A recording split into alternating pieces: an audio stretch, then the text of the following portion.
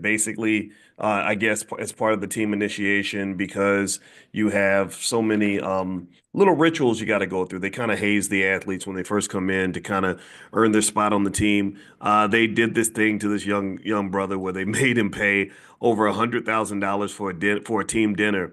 And it was really an interesting kind of thing because it made me think about some various financial theories that I said, I think I want to bring this up in class. I kind of want this to be a class conversation because if you know things, if you've seen the things that I've seen, you kind of can see where this connects to all those what do they call them, 30 for 30 episodes on ESPN where they're talking about all the black men, all the athletes and mostly black men. But then again, you got some white guys in there too who lost everything, right? Who, were on top of the world financially at 1 minute, and then next thing you know, they're in bankruptcy court because it can happen kind of fast. It's kind of life is tricky. Life be tricking you sometimes. It just be tricking you because you think you're doing good. You think that the money's only going to go up. You think the money's going to last forever, and then you find out that almost nothing lasts forever. So anyway, so as we get started, just a reminder, I'm sending out the text message now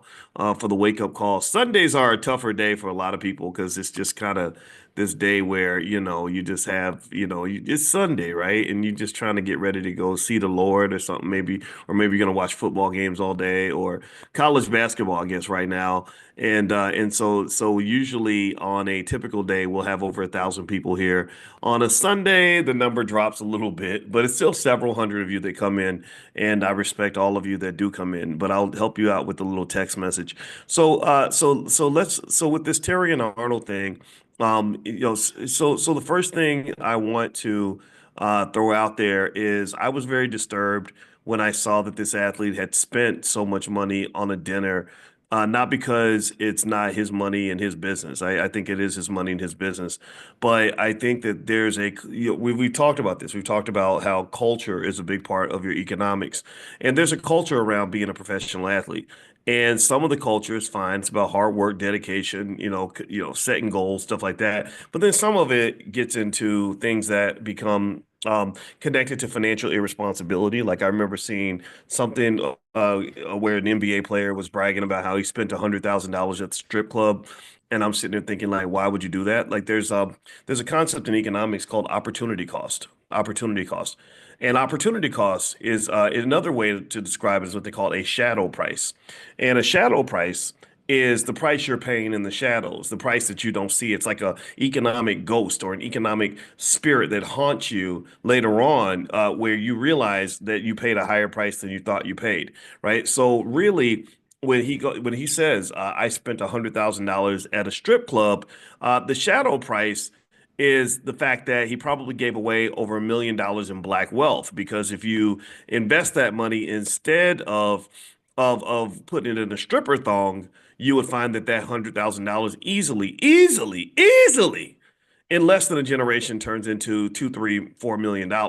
So your great grandchild in the year 2070 is starving to death or having to sell her body to pay the rent because her granddaddy decided he wanted to take the money way back in 2025, 100 years ago. He took all the family's money or took $100,000 and put it in a stripper thong. Now your great grandchild is struggling financially because you couldn't see the money. You paid the shadow price, the price that you can't see. You think that it was just a fun night, but really there's a consequence, right? In economics, there's another term called there's no such thing as a free lunch. And so you think the lunch was free, but it wasn't free. The problem is you just didn't pay the whole price.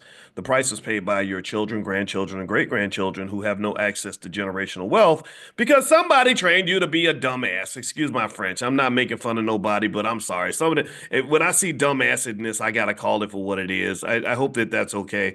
I hope I can be honest about that. Now, with that said, as we move on, one thing I want to mention very quickly.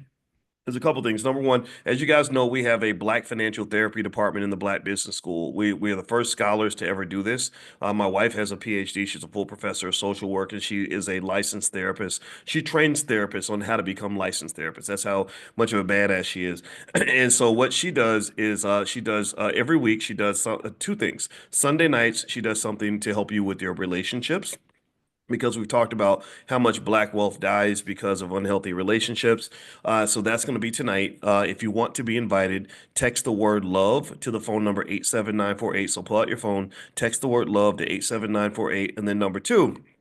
She does mental health Mondays on Monday night, where she brings in black therapists to really talk about issues that affect our community. We have to heal. She's doing a healing haven. So very soon, I don't know the date that she starts this, but literally, we've concluded in our original research from that survey you guys took. I sent that survey out, and the initial or the preliminary findings are that basically, how can I say this? Number one, getting financial literacy training is a game changer for Black people. That's the first thing.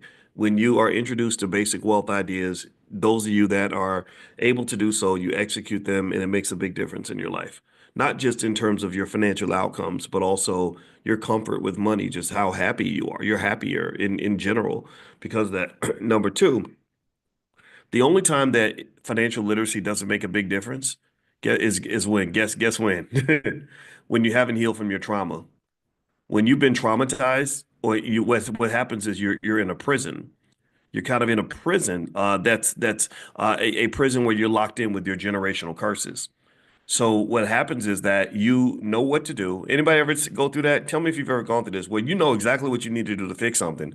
You know exactly what you need to do in order to improve. You know the answer. You know the answer. Maybe you done took every course, you done read books, you done talked to people about it, you done heard the advice. Everybody from me to TD Jakes been telling you for 20 years what you need to do and what you can do to make your life better, but it just doesn't sink in. It's never activated.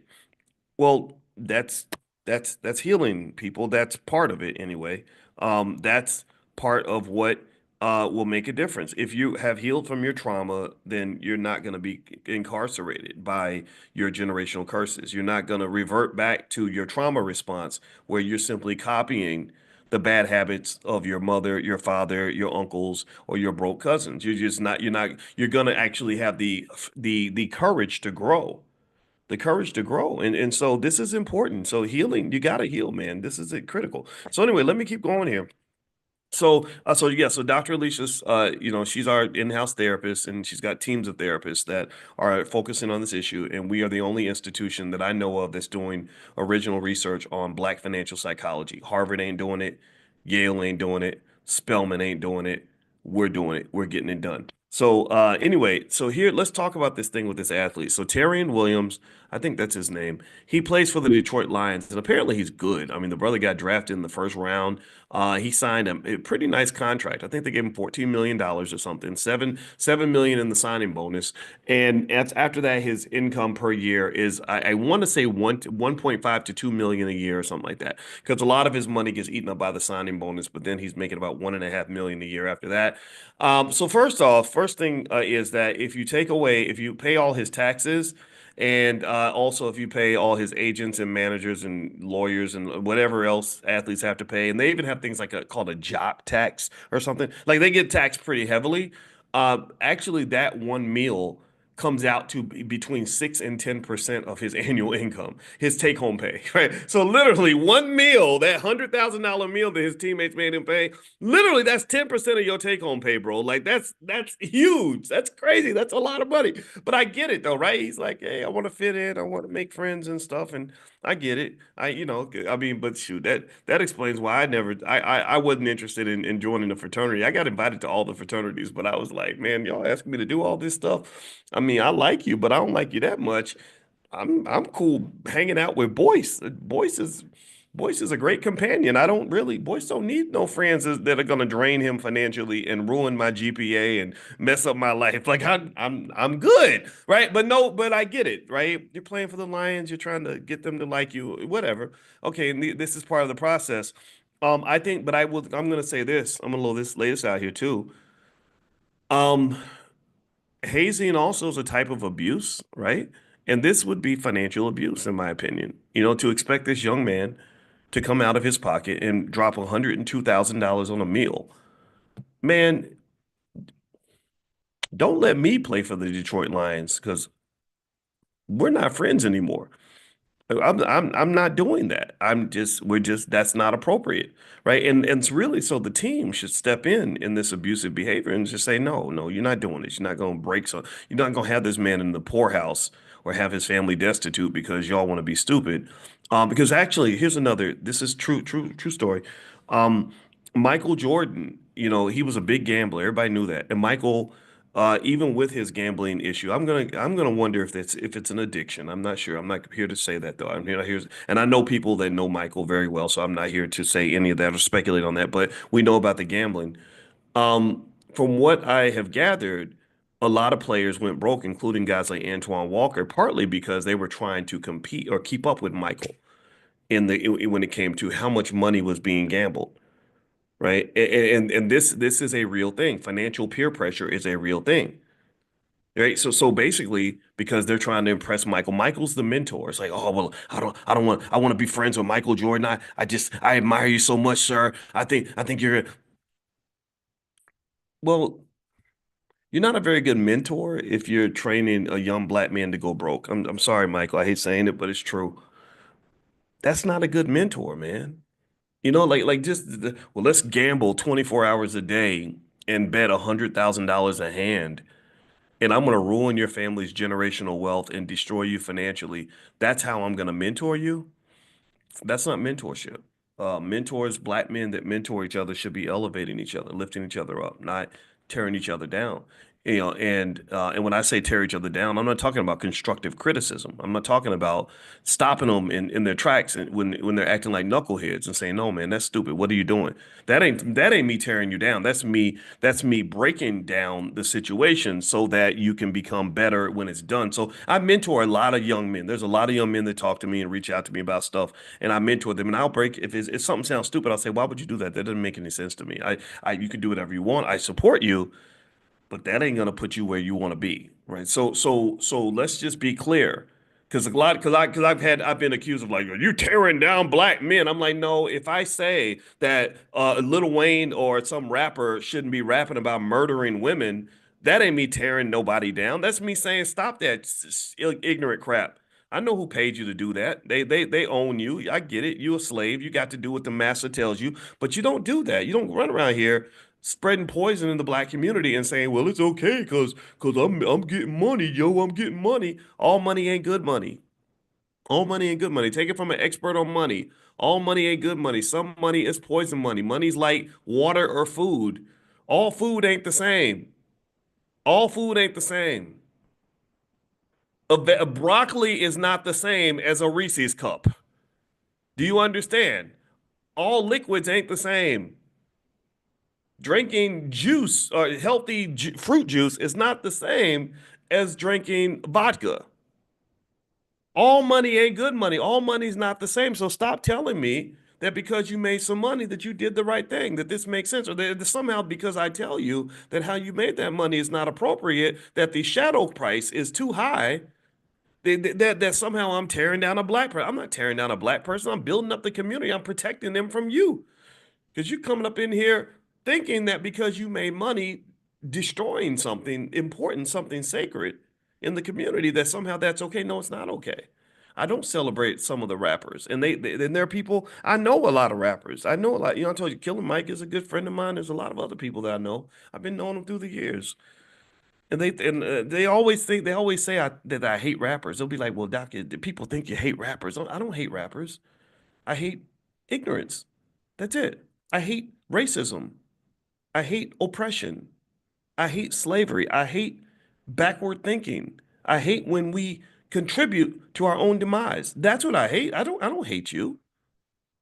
So let's just be clear about that. Now, with that said, let's talk about this. So this is culture, right? So this poor guy, Terrion Williams, I think that's his last name. Tell me if I got his name wrong, because some of y'all are from Detroit and y'all might get mad at me if I say his name wrong. But I believe it's Terrion Williams, and he's a wide receiver for the Detroit Lions and a rookie. And it's part of his rookie hazing ritual. They made him pay $102,000 for this dinner. Another financial theory that comes into play when we as we go down the many reasons why that's not the best way to preserve your generational wealth isn't just the opportunity cost, which is all that wealth that would have been built if that money was, say, invested somewhere or whatever, right? Because you're not just giving up the $100,000, you're giving up all the compound interest. So let's just be clear. So like it's like if someone kills a baby, you're not just killing a baby. You're killing a baby, but you're not just killing a baby. You're killing a legacy. You're killing somebody's grandparent, right? There's some great grandchild that's not going to be born because you killed a baby. Do you understand? Do you get the difference, right? Do you understand the analogy? Let me know if you're following what I'm saying. Like your money is like a grandparent. Your money is supposed to grow into other money. Your money has fertility until you make it infertile. Until you kill it. It's alive. Money is a living thing. Did y'all know that when I was doing my doctoral program, every time we did equations on money and how money grows, do you know where those equations came from? Finance is not a super creative field. The math is really hard, but we borrow from other fields. One of the areas we borrowed our equations from was biology. Literally, the biology, the same equations that a biological scientist might use to describe how a tree grows over time were the same equations we used in finance to describe compound interest and how money grows over time. Money grows, if you let it grow, it'll grow like a weed. If you make your money fertile, your money will grow so much that it will work so much for you that you don't have to do any of the work. Your money becomes your artificial intelligence. Your money is literally like, oh, I've calculated that if I go over here, I can go get you another $20 over here and another $100 over there, another 5,000 over here. See, this is why you got to get the capital base for the babies and you got to protect that wealth for the babies. You have to defend the children. We must defend our own families because you protect the capital base because when they get access to it, it then continues to grow and it protects them later. It allows them to have access to a life that is hard to get when you're going to work every day. They get opportunities to make more money sitting at home than somebody makes by going to work every day. But you have to grow the capital base and defend it. After you grow it, you got to protect it. So anyway, moving on. Just like even the football players probably get this. You to win championships, you got to have offense and you got to have defense. You got to move the ball down the field and then you got to defend the ball, right? You got to protect your goal line, right? So ultimately, with the same thing is true with wealth. To be able to build wealth, you must have an offense. What is your economic plan? How are you going to build? Where are you going to put that money? What are you going to do with that opportunity? Like a quarterback, I got an opportunity. My wide receiver is wide open down the field. Oh, this is my big break. I'm going to throw a precise pass down the middle. If I don't, then somebody picks it off or it goes out of bounds, then I miss an opportunity, right? So the second, on the other side of that, I have to defend the ball. I have to defend my goal, right? So same thing is true with wealth. You take advantage of opportunities. Poor stands for passing over opportunities repeatedly. That's what poor stands for. Passing over opportunities repeatedly. And then you defend the ball. Once you get a few points on the board, you play hellified defense, right? Wealthy people are very good at defending their wealth. The ones who are wealthy and stay wealthy, they strategize on how to defend the wealth. They develop estate plans on how to defend the wealth. They don't encourage their kids to go out and marry some chick because she's got a big booty. They encourage their children to pick to pick a good woman for the wife, not a bad bitch. They're teaching their daughters how to pick the right kind of man who's going to fuel the economic success and prosperity of the family and add value. They're strategic about it. Because if you don't have that, then guess what? Your money disappears. Yeah, I'm sorry. When I got married, I wanted to marry a good woman. I did not want a bad bitch. I see bad bitches all the time. Bad bitches are everywhere. Bad bitch-itis is bigger than COVID. I was listening to somebody's rap album and I said she sounds like a bad bitch. And I was like, I wouldn't marry a bad bitch. I'm glad my wife ain't a bad bitch. My wife is a good woman. She's a badass black woman, but she ain't no bad bitch. That's not something that I want in my family. I'm sorry. No disrespect to the bad bitches in the room, but that's not to me. That's not something that is interesting, honestly. I'm gonna be honest with you. So anyway, moving on. So here's the thing. So when you're talking about what happened with this athlete, Terry Williams, let's drill to the point because I got my family here. We about to eat breakfast in a little bit, so I got to be efficient with my words. One topic that comes to mind as it pertains to this athlete, which explains why a lot of athletes go broke, is something called lifestyle inflation. Here's what lifestyle inflation is. Lifestyle inflation means that when you get to the point where you're busy spending all your time trying to impress other people, you eventually have a status. You become very conscious of your role in the world. Meaning like, okay, I'm in the NFL now. Everybody knows me as the NFL player. I'm the Harvard graduate. Everybody knows that I'm the successful one in the family. I went to law school. Everyone knows I'm the attorney now. And we moved to a nice white neighborhood and I drive a nice car. Now everyone expects certain things from me. So what happens then is that you start to take on economic burdens and responsibilities that you don't have to take on. Somebody calls you and asks to borrow money, you say, okay, sure, I'll loan it to you. You go to dinner, the check comes, everybody looks at you. Not one person pulls out their wallet because they assume you got the check, right? NFL players have that times 10. Everybody in the hood knows that Lil Pookie got signed to the Rams, so that puts a lot of economic pressure on Little Pookie to pay everybody's bills, hook everybody up, just basically carry the whole hood on his back. And the worst part about that, because I do believe it's okay to believe that you want to and you can carry the hood on your back, but it has to be an economic model that is self-sustaining. You understand? See, if the model's not a self-sustaining model, then what's going to happen is that a whole lot of people are going to live real good for about 5 or 6 years, maybe 10 years, until Pookie gets booted out of the NFL and then everything collapses, including Pookie. Because by that time, he done got three babies mamas over here. He got, three car payments over here. He's got 5 or 6 people he's taking care of over there. He's got rent that he's paying over here on 2 or 3 places. And next thing you know, he's got all these fixed costs and no ability to make that money. Why do you think that there are so many examples of cases of former athletes who went to prison for doing things like selling drugs? There's a guy named Terrence Williams that played for the University of Louisville. I'm from Louisville, and he and a bunch of other guys. There's another guy named Glenn Big Baby Davis and some other ones that all got caught up in some sort of scheme where it was like a medical care fraud thing or something. Allegedly, they're in prison, so I guess you don't have to say allegedly. I don't know. I'm not gonna. It is what it is. But I can see what happened. It's financial desperation where you're used to making money at a certain level. When you get used to making $250,000 a month, it's hard to go back to you can't go back and work at Wendy's. Wendy's don't pay $250,000 a month. You know, Wendy's won't pay you $250,000 in a lifetime. In 25 years, there's probably employees that work for Wendy's. I really think about this. Your only skill is that you know how to dribble a basketball and or throw a football. The whole time you were in the school system, wasn't nobody really teaching you, pushing you to learn how to read, write, and do math? What the whole time you was in school, wasn't nobody really pushing you to become a businessman and an entrepreneur or an investor? Nobody talked to you about that. Only thing people wanted to know from your black ass, your 6'5", 240 pound ass was how was the game last night? How many points did you get?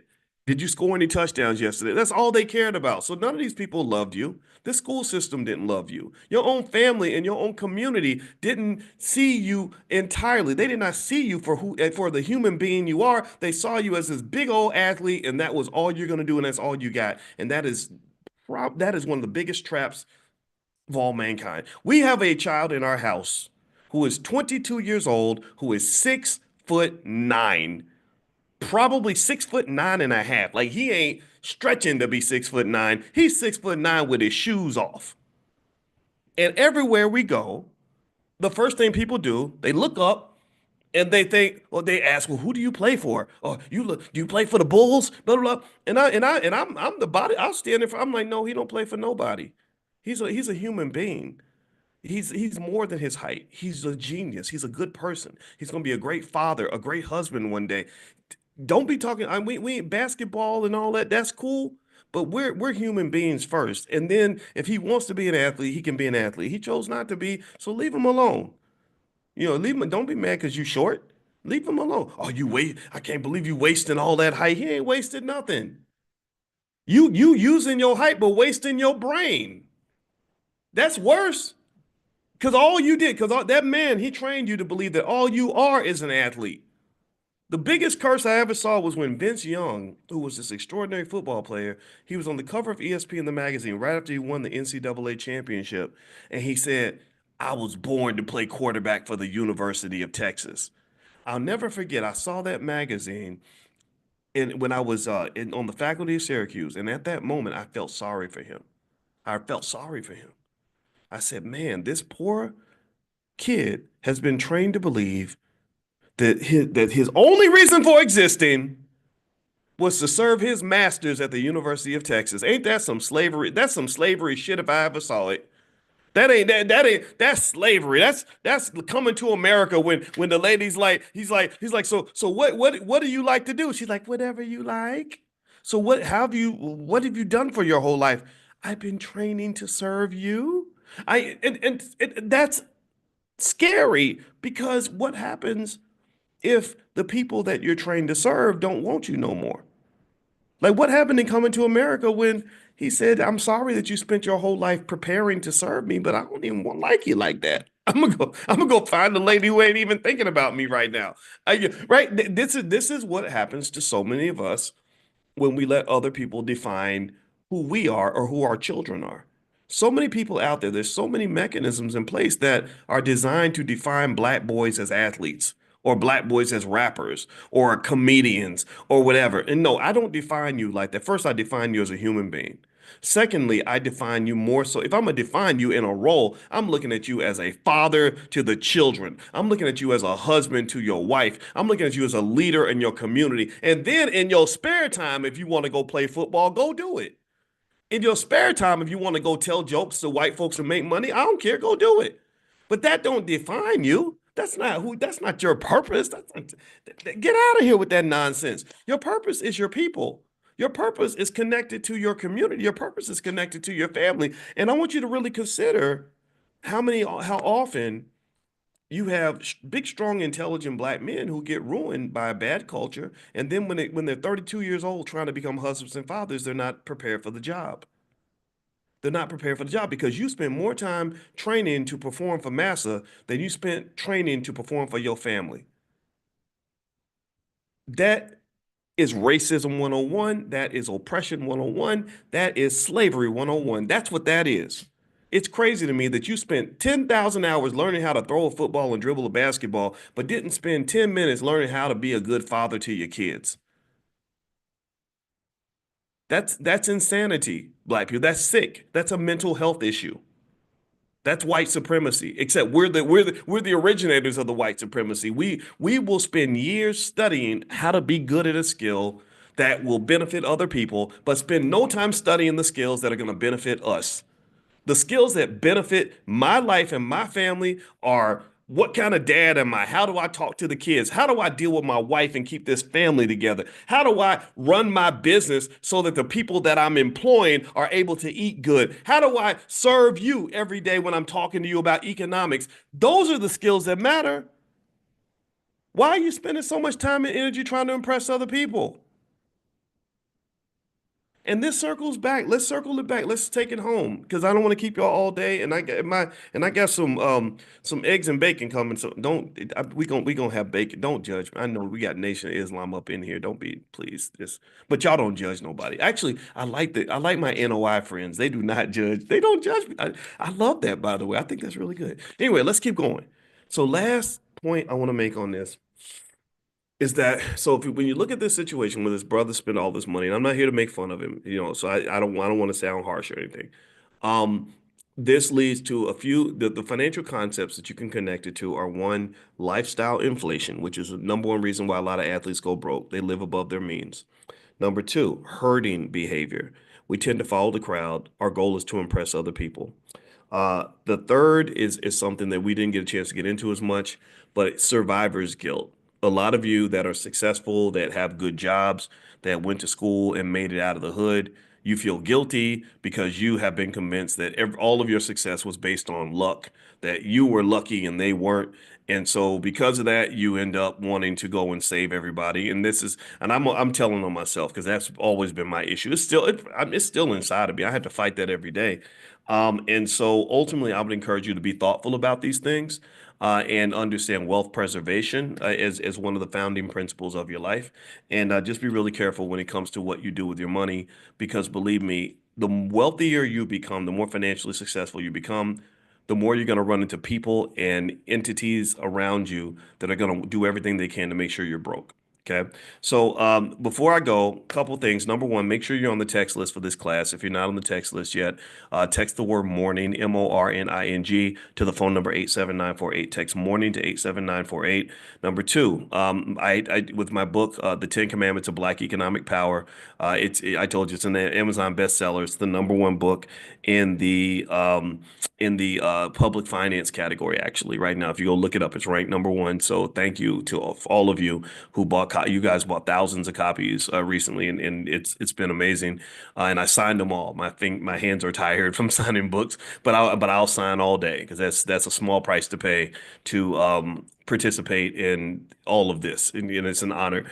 We do have, and here's the other thing about this book is I really want the babies to learn these ideas. Like I really want kids.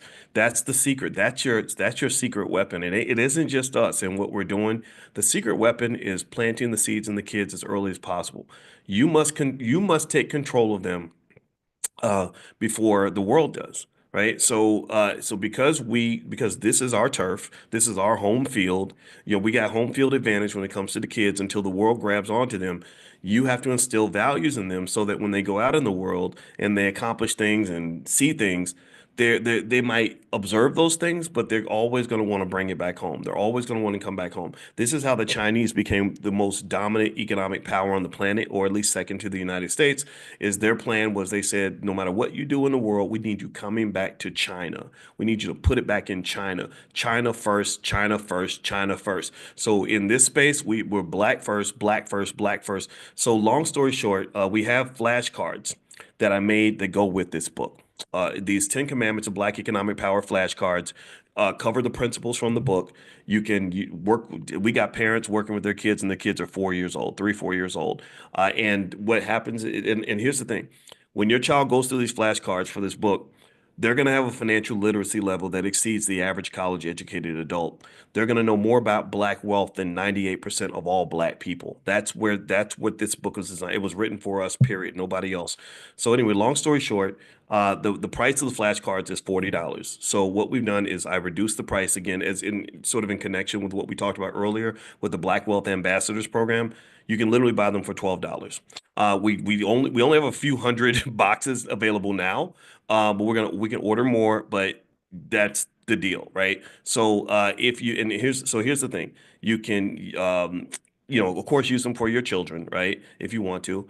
Two, if you are really in it, like just about it when it comes to black wealth, give them away to other kids. Like, get the other little knuckle, because we got so many kids out here that don't have parents, or if they do have parents, their parents are not conscious, right? So these kids, if they come to your house, you become the black wealth house. You become the black house, right? You become the one who says, okay, here's your flashcards. And then here's another little thing you can do, a little trick is with kids. Kids are, you can bribe them. You can bribe kids. Just I'll give you $10 if you memorize all these. Or if you learn, or if you want to go to the party, memorize 5 concepts from your flashcards. Or if you want to get the new PlayStation, then memorize so many concepts, whatever it is, right? Just connect it to things that they want. I think, like, for example, if you just give the child a few dollars and say, come back to me and memorize these concepts, and I'll give you $10, $20, that's the best investment you'll ever make. Because remember, my doctorate's in this stuff. So these are things that a lot of people never learn. Like they never, I'm talking about 50, 60 years old, don't know it. If you're 7 year olds walking around with these ideas in their head at 7, imagine what they can do when they're 27, 37, and 47. They're going to absolutely kill it. So long story short, I will text you all a link to get the discount. I don't have the link with me now. I think the code was, just in case the code doesn't work when I text it to you, the code was I'll pull up the code in a minute. But yeah, but long story short, this is the kind of stuff that makes the difference, right? If you when you get your child ready economically and teach them these things when they're young, they're actually far ahead of everyone else. So rather than trying to catch up, I don't care about equality and catching up. That's not my goal. My goal is excellence. My goal is winning, right? So anyway, I can't find the I think it's something like BWA March 2025. I think it was BWA, like which stands for Black Wealth Ambassadors, March 2025. But if that is not the code, then I apologize. But I'll text it out to you, by the way. I'll text it out a little bit later. So look out for that text message. So I'll send it out later on today. So thank you guys for listening. It was great to see you. I hope that this discussion was helpful to you. And let's just keep going. Let's keep making it happen. We got this. All right. So have a happy Sunday, everybody. Love you. I'll see you soon. Bye bye.